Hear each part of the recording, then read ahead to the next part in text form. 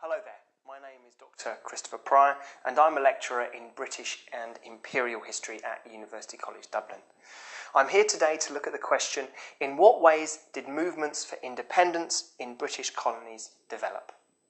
Now, the British always faced hostility from amongst the indigenous peoples in the colonies of the British Empire.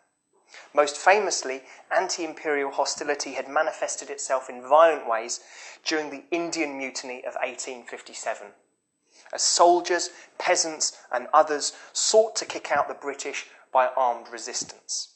After the mutiny had been suppressed, this form of open, violent protest continued on throughout the rest of the period, on through the late 19th century, on into the early 20th century.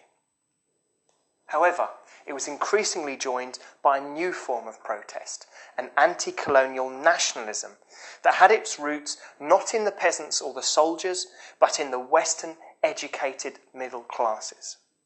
These nationalists were lawyers, or had worked as clerks in colonial governments, as office workers lower down the ranks in comparison to the British. This was a result of the actions of the colonial state.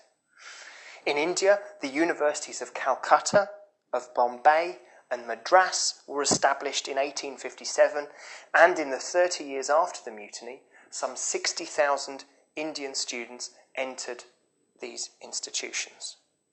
The British needed educated Indians to help run sections of the massive civil service that gradually built up over the course of the 19th century. Limited numbers of Indians even travelled to Britain to study at Oxford or Cambridge or London, or to study law at one of the big London legal firms. A young Mahatma Gandhi was amongst the numbers of fresh-faced Indians who studied law in Britain at the end of the 19th century. He went to University College London.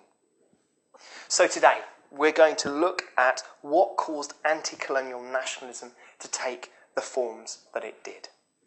We're going to look at the start of nationalism as a largely elite phenomenon.